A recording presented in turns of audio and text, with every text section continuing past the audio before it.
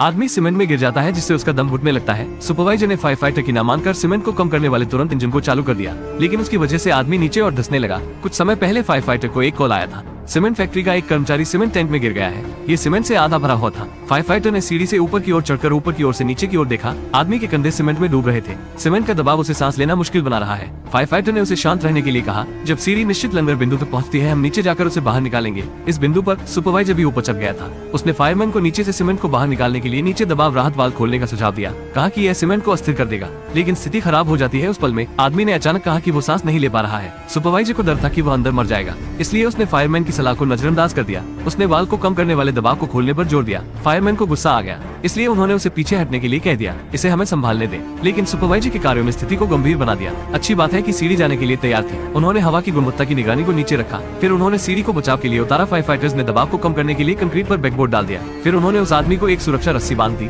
जैसे वो एक और बैकबोर्ड नीचे रख रहा था, उसने पाया कि आदमी का दम घुट रहा था, इसलिए उसने दूसरे फायर फाइटर को मदद के लिए बुलाया। आदमी को रस्सी के साथ बांध दिया गया, लेकिन एयर मॉनिटर बजने लगा। ऑक्सीजन का स्तर गिर रहा है। वो चिल्लाता है कि उसे और अधिक ऑक्सीजन की जरूरत है। फायर फाइटर ने वेंटिलेशन पाइप को नीचे बढ़ाया। ऑक्सीजन का स्तर जल्द ही सामान्य हो गया, लेकिन हल्के हल्के निकलने का कोई समय नहीं है। फायर फाइटर ने रस्सियों को कसने का आदेश दिया। फिर कप्तान ने वाल्व को कम करने वाला दबाव खोला। सीमेंट धीरे धीरे बहने लगा। फायर फाइटर ने सीमेंट को कम करने के लिए आदमी के बगल में सीमेंट को खोदना चालू कर दिया। जल्द ही आदमी के शरीर का आधा हिस्सा ऊपर आ गया था। फिर फायर फाइटर ने वाल्व को कम करने वाले दबाव को बंद करने के लिए सूचित कर दिया। फिर आदमी को ऊपर खींच लिया गया। पहले डॉक्टरों ने उसे एक इंजेक्शन दिया, फिर उसे ऑक्सीजन मास्क लगा दिया गया। आदमी ने धीरे धीरे सांस लेना शुरू कर दिया और इस तरह से फायर फाइटर ने एक और जान बचा ली।